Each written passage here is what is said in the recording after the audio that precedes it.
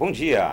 Estamos iniciando mais uma edição ao vivo do programa Urban View, uma iniciativa da Urban Systems, direto aqui dos estúdios da All TV.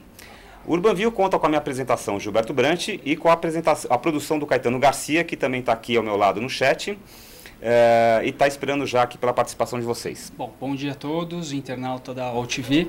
Como em todas as quartas, eu já estou logado aqui no nosso chat, esperando a participação de vocês. Hoje nós temos 2 convidados no nosso programa e o Gilberto vai apresentar eles para vocês. É isso aí, Caetano.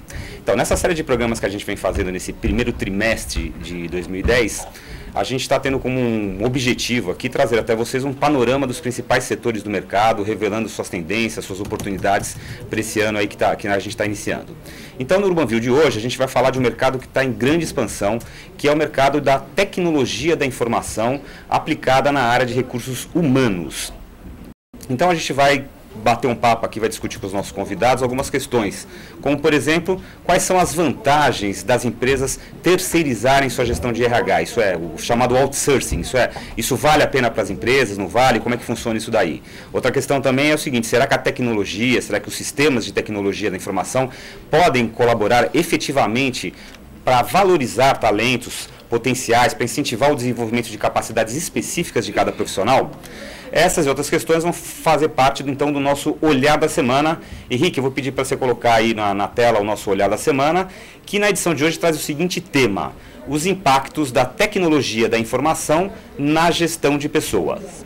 E, para debater este assunto, a gente convidou aqui, para essa entrevista, 2 profissionais da AP Data. É uma empresa nacional que oferece soluções especializadas em gestão de recursos humanos e também de folha de pagamento. A AP Data já atua em mais de 10 países e processa atualmente mais de 1,5 milhão de empregados em empresas de diversos segmentos, de diversos portes. Nos últimos 5 anos, a AP Data cresceu mais de 300% e foi premiada pela revista Exame Pequenas e Médias Empresas pelo 2º ano consecutivo como a empresa Software House, ou seja, uma empresa especialista em desenvolver software, especialista no setor de RH, que mais cresceu nos últimos 3 anos. A gente tem aqui no estúdio conosco 2 executivos da AP Data para conversar com a gente sobre o tema do programa de hoje. Júlio Nogueira é gerente de produto da AP Data, é formado em administração de empresas com ênfase em análise de sistemas e é pós-graduado em consultoria de sistemas pela internet.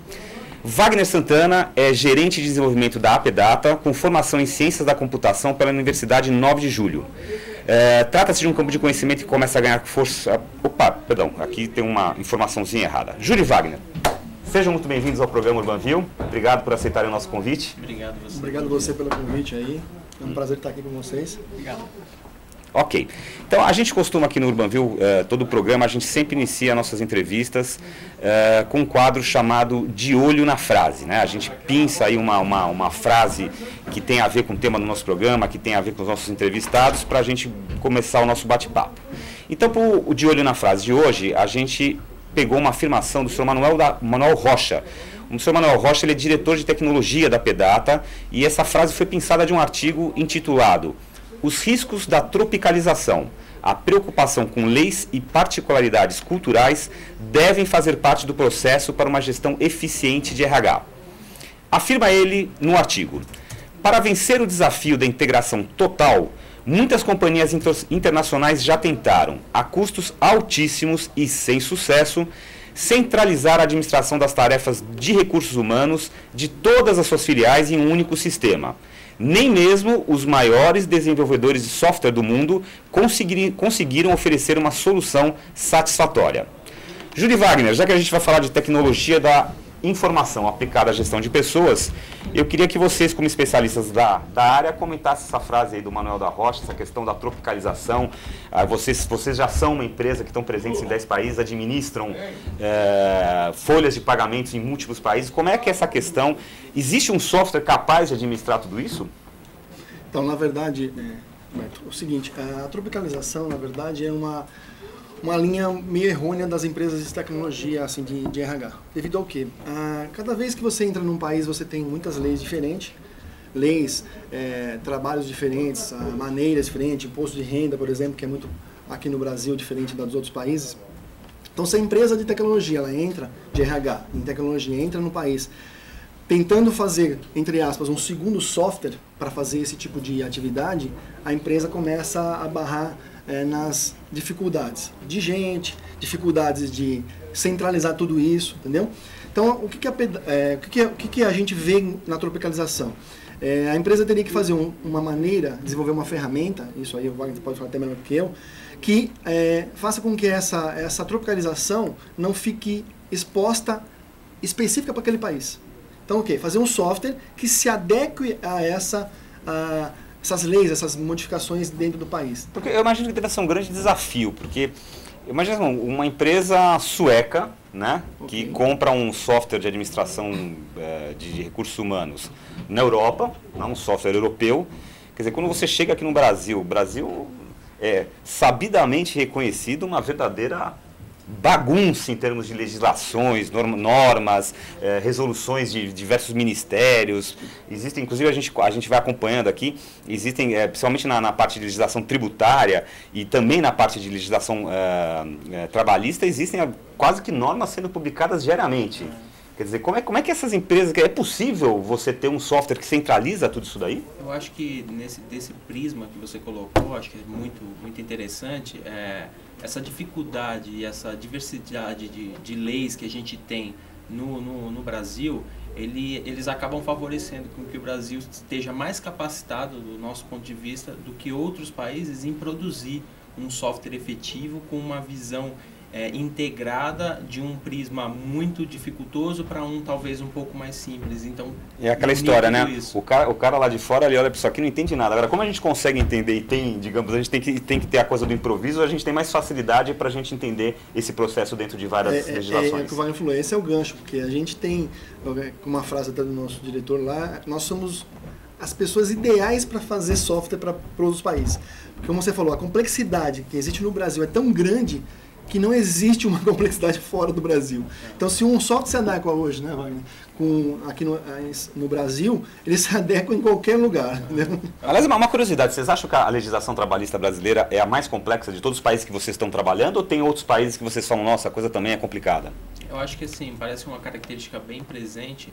Os países da América Latina, eles têm legislações trabalhistas de nível de complexidade elevado, vamos dizer assim, se a gente comparar com a América do Norte e com a Europa.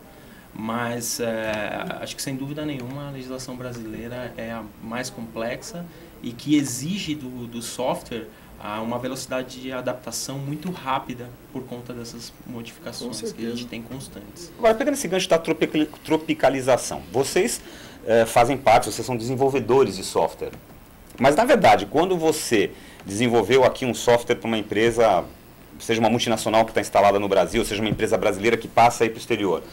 Na verdade, quando essa empresa se instala, por exemplo, na Argentina, no Uruguai, no Paraguai, a tropicalização é reversa, digamos assim. Vocês têm que fazer a tropicalização para adaptar o software daqui às legislações dos outros países. Isso, só que acho que um pouco da diferença da tropicalização e do trabalho que a Pedata vem desenvolvendo no software, né, e que a gente tenta fazer, é que a gente não é montado uma nova versão, um novo produto para atender aquele sistema, mas sim todos aqueles recursos, aquela nossa grande caixa de ferramentas para atender as demandas brasileiras, elas são aplicadas e em alguns casos estendidas ou adaptadas para se encaixar na necessidade do país que está sendo adaptado à legislação. A gente cria uma ferramenta no software tão flexível que, na verdade, como ela se adequou ao Brasil, os outros países é só uma mesma... Como você falou, a tropicalização não é a frase certa. A gente não tropicaliza, como o Wagner falou, não cria outro software. A gente simplesmente pega a legislação do outro país e joga, implanta no nosso sistema, mas não mexendo na parte operacional, não mexendo na parte tecnológica. Não há um segundo software, na verdade é um trabalho de customização, digamos assim. Seria isso? É essa a palavra? Adaptação. Adaptação. Não. Customização, a gente pensa em mexer no software. Nós não mexemos no software. Simplesmente você implanta com a ferramenta as características daquele país. Mas é uma coisa operacional, não se envolve nem na parte tecnológica. A equipe de desenvolvimento não mexe no sistema para adequar a um outro país. Quer dizer, o software que vocês desenvolveram, ele já tem na sua gênese, na sua concepção, uma questão conceitual de não adaptação, de não customização nem de tropicalização. Ele já foi concebido